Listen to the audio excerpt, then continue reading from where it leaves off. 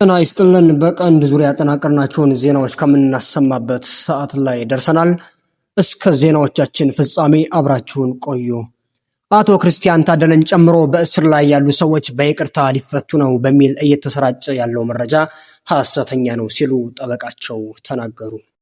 የኢትዮጵያን የባህር በር ጥያቄ አሳሳች በሆነ መልኩ የሚያስተጋቡ ታሪካዊ ጠላቶች ዓላማቸው ግልጽ ነው ተባለ። የተባበሩት መንግስታት የጸጥታው ምክር ቤት ባካሄደው አስቸኳይ ስብሰባ ላይ እስራኤል ከተለያዩ ወገኖች ጋር ስለሚኖራት ግንኙነት የመወሰን ነፃነት አላት ስትል አሜሪካ ገለጸች። ዩናይትድ ኪንግደም ከሶማሊያ ተገንጥላ ነፃነቷን ላወጀችው ሶማሊያላንድ የሀገርነት እውቅና እንደማትሰጥ አስታወቀች። የየመኑ ሁቲ አማጽያን መሪ እስራኤል ወደ ሶማሊያላንድ የምትገባ ከሆነ እንደ ወታደራዊ ኢላማ እንደሚቆጥረው ማስጠንቀቁን የፈረንሳይ ዜና ወኪል ኤኤፍፒ ዘገበ። አፍጋኒስታን የሚያስተዳድረው የታሊባን መንግስት እስራኤል ለሶማሊያላንድ የሰጠችውን እውቅና አወገዘ። እስራኤል ለሶማሊያላንድ የሰጠችው የሀገርነት እውቅና ላይ እየተሰነዘረ ያለው ተቃውሞ የግብዝነት ማሳያ ነው በማለት የእስራኤል የውጭ ጉዳይ ሚኒስቴር አጣጣሉ።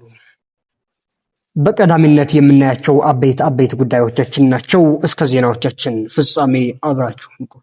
አቶ ክርስቲያን ታደለን ጨምሮ በእስር ላይ ያሉ ሰዎች በይቅርታ ሊፈቱ ነው በሚል እየተሰራጨ ያለው መረጃ ሐሰተኛ ነው ሲሉ ጠበቃቸው ተናገሩ። ፖለቲከኞችና የማህበረሰብ አንቂዎችን ጨምሮ ጋዜጠኞች እንዲሁም ሌሎች በአማራ ክልል በተቀሰቀሰው ግጭት ጋር በተያያዘ በእስር ላይ የሚገኙ ግለሰቦች ከእስር ላይ ሊፈቱ ነው መባሉን የእነ ክርስቲያን ታደለ ጠበቃ ሰሎሞን ገዛኸኝ ሐሰተኛ ነው ሲሉ ውድቅ አድርገውታል።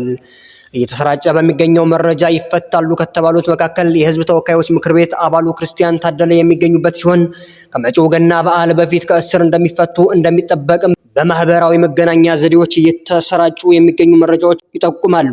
በእርግጥ መንግስት ከዚህ ቀደም በ2014 የገና በዓል እንደ እስክንድር ነጋ፣ ጀዋር መሐመድ፣ ስብሃት ነጋን ያሉትን ጨምሮ ሌሎችንም ፖለቲከኞች በተመሳሳይ በበዓሉ ዕለት እንደለቀቃቸው ይታወቃል። ጠበቃ ሰሎሞን ሐሰተኛ ናቸው ያሏቸው መረጃዎች ግን በመጀመሪያ ዙር ከእስር ይፈታሉ ተብሎ ከሚጠበቁት መካከል ዮሐንስ ቦያለው፣ ጋዜጠኛ ዳዊት በጋሻው፣ አቶ ክርስቲያን ታደለ፣ ሲሳይ አውግቸው፣ ቴዎድሮስ ኃይለማርያም፣ ወንዶሰን አሰፋ፣ መስከረም አበራ፣ ጫኔ ከበደና ካሳ ተሻገር እንደሚገኙበት ተመላክቷል።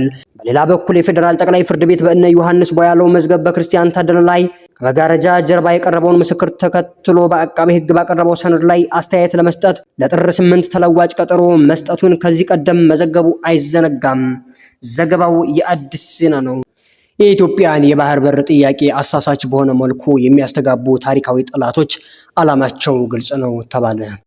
የኢትዮጵያ ታሪካዊ ጠላቶች እየፈጠሩ ያሉት ትርክት የኢትዮጵያን መልካም ስም የማጉደፍ ነው ሲሉ ከኤቢሲ ጋር ቆይታ ያደረጉት የፖለቲካ ሳይንስና የህገ መንግስት መምህሩ አለማየሁ ገብረ ማርያም ገልጸዋል።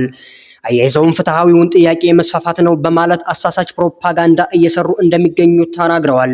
የመደመር መንግስት ከዚህ በፊትም በግልጽ እንዳስቀመጠው ኢትዮጵያ የባህር በር የምትፈልገው በሰላማዊና በህጋዊ መንገድ እንደሆነም አስታውሰዋል። ኤርትራ የሀገርነት እውቅና ባገኘችበት ወቅት አሰብ በግዛቷ አለመካተቱን የሚያነሱት ምሁሩ በመሆኑም በህግ አደባባይ በዓለም አቀፍ ደረጃ መከራከር ይቻላል ባይ ናቸው። አንድ ሀገር ነፃ ነኝ ብሎ ሲወጣ የያዘውን ግዛት ብቻ ይዞ እንደሚወጣ የሚያብራሩት ፕሮፌሰር አለማየሁ አሰብ በኤርትራ ስር እንዳልነበረ የሚታወቅ በመሆኑ ዓለም አቀፉ ህግ ይደግፈናል ብለዋል። በቀጠናው ያለው ዋነኛ ችግር ድህነት ሆኖ ሳለ በቀይ ባህር ዙሪያ ያሉ ሀገራት ወደብን ጨምሮ ያላቸውን ሀብት ባለማልማታቸው ቀጠናው ለኢኮኖሚና ለጸጥታ ችግር ተጋልጦ ቆይቷል ይላሉ። ይህንን ችግር ለመፍታት ደግሞ እያደገ ካለው የኢትዮጵያ ኢኮኖሚ ጋር በትብብር ቢሰራ በአጭር ጊዜ ለውጥ እንደሚመጣም ተናግረዋል። በቀይ ባህር አካባቢ ከ10 ያላነሱ ከሩቅ የመጡ ሀያላን ሀገራት ባህሩን እየተጠቀሙ በጥቂት ኪሎ ሜትር ርቀት ላይ የምትገኘው ኢትዮጵያን የበይ ተመልካች የማድረግ ሴራ እዚህ ጋር ሊገታ ይገባል ብለዋል። ኢትዮጵያ በግልጽ እያለች ያለው በሰላማዊ መንገድ በሰጥቶ መቀበል መርህ የባህር በር መውጫ ላገኝ ነው ያሉት ፕሮፌሰር አለማየሁ ገብረ ማርያም ለዚህ ደግሞ አዎንታዊ ምላሽ ሊሰጠው እንደሚገባ አስገንዝበዋል። የኢትዮጵያ ታሪካዊ ጠላቶች እየሰሩት ያለውን የውሸት ትርክት ኢትዮጵያውያን የሀገሪቱን ትክክለኛ ጥያቄ በመረዳት መመከት እንዳለባቸው ምክረ ሀሳብ አቅርበዋል። የተባበሩት መንግስታት የጸጥታው ምክር ቤት ባካሄደው አስቸኳይ ስብሰባ ላይ እስራኤል ከተለያዩ ወገኖች ጋር ስለሚኖራት ግንኙነት የመወሰን ነፃነት አላት ስትል አሜሪካ ገለጸች። በተባበሩት መንግስታት የአሜሪካ አምባሳደር የሆኑት ታሚ ብሩስ የሀገራቸውን አቋም ባሳወቁበት ወቅት እንደ ማንኛውም ሉዓላዊ ሀገር እስራኤል ዲፕሎማሲያዊ ግንኙነት የመመስረት መብት አላት ብለዋል።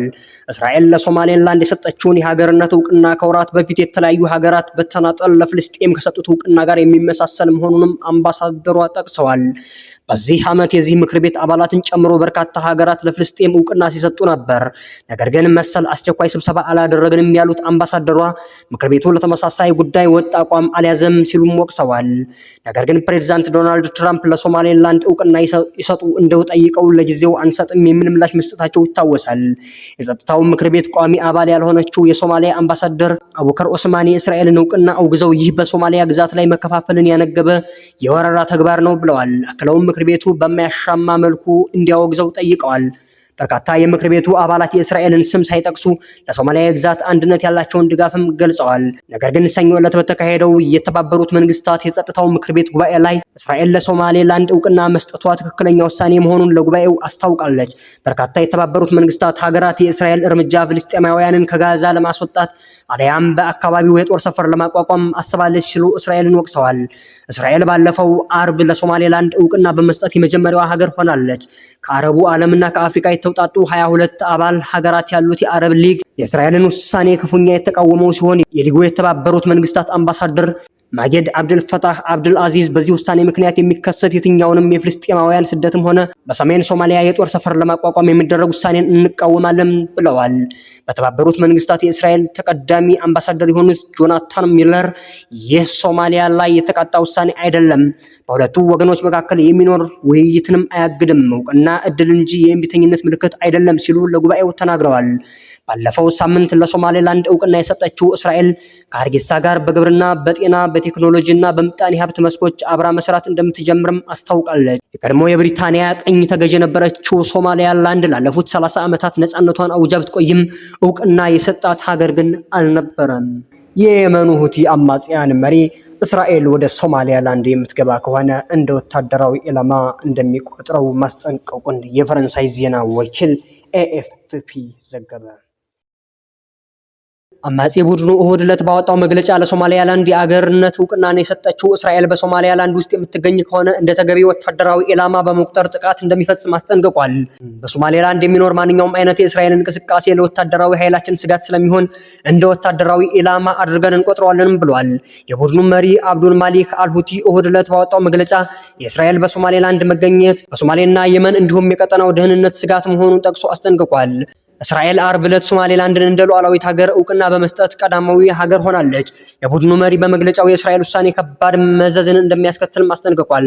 ለሶማሌላንድ የሰጠችው እውቅና በሶማሊያ እና በዙሪያዋ ባሉ አፍሪካውያን እንዲሁም የመን፣ ቀይ ባህርና በቀይ ባህር ዙሪያ ባሉ ሀገራት ላይ ያነጣጠረ ጸባጫሪነት ነው ብሏል።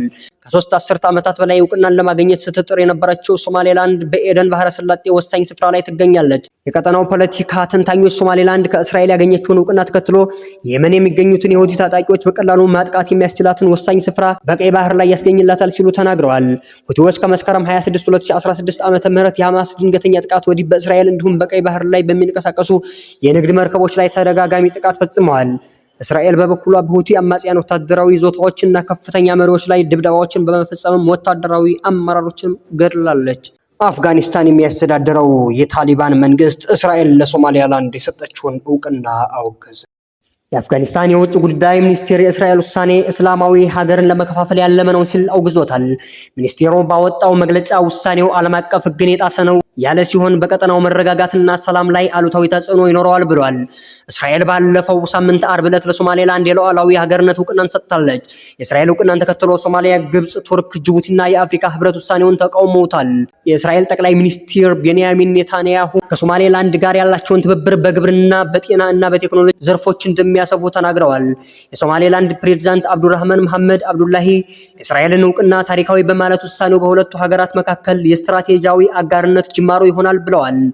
እስራኤል ለሶማሊያላንድ የሰጠችው የሀገርነት እውቅና ላይ እየተሰነዘረ ያለው ተቃውሞ የግብዝነት ማሳያ ነው በማለት የእስራኤል የውጭ ጉዳይ ሚኒስቴር አጣጣለ። እስራኤል ከሶማሊያ ተነጥላ ነፃነቷን ላወጀችው ሶማሊያላንድ እውቅና መስጠቷን ተከትሎ የተለያዩ ሀገራትና ድርጅቶች ተቃውሟቸውን ባለፉት 3 ቀናት ሲያሰሙ ቆይተዋል። ከሶማሊያ ማዕከላዊ መንግስት ተለይታ ከ30 ዓመታት በላይ ራሷን ስታስተዳድር ለቆየችው ሶማሊያላንድ የነጻ ሀገርነት እውቅና በመስጠት እስራኤል የመጀመሪያዋ ሆናለች። በርካታ የአረብ ሀገራት፣ የአፍሪካ ሊግ፣ የአፍሪካ ህብረት፣ ኢጋድ፣ የአውሮፓ ህብረትና ሌሎችም እስራኤል ለሶማሊያላንድ የሰጠችውን እውቅና አጥብቀው ተቃውመውታል። የእስራኤሉ የውጭ ጉዳይ ሚኒስትር ጌዲዮን ሳዓር ሀገራቸው ለገጠማት ጠንካራ ተቃውሞ በሰጡት ምላሽ ሶማሊያላንድ ባለፉት ቀናት የተፈጠረች አይደለችም በማለት ለ3 አስርት ዓመታት በላይ የቆየች መሆኑን አመልክተዋል። ሶማሊያላንድ ከ34 ዓመታት በላይ እንደ ሀገር የቆየች ናት ያሉት ሚኒስትሩ እስራኤል በሰጠቻት እውቅና ላይ የተሰነዘረው ጥቃት ግብዝነት ነው በማለትም አጣጥለዋል። እስራኤል ለማን እውቅና እንደምትሰጥና ከማን ጋር የዲፕሎማሲ ግንኙነት እንዲኖራት የምትወስነው በራሷ ነው ያሉት የውጭ ጉዳይ ሚኒስትር ሳዓር ሀገራቸው የገጠማትን ተቃውሞ ውድቅ አድርገውታል። ክቡራንና ክቡራት ለሰዓቱ ያጠናቀርናቸው ዜናዎች እነዚህ ነበሩ። ድጋሜ በሌሎች ጉዳዮች እስከምንገናኝ መልካሙን ሁሉ እየተመኘን ላይክ እና ሸር እንዲሁም ሰብስክራይብ በማድረግ እንድታበረታቱን ስንል በዚሁ እያሳሰብን እንሰናበታለን። ሰናይ ቆይታ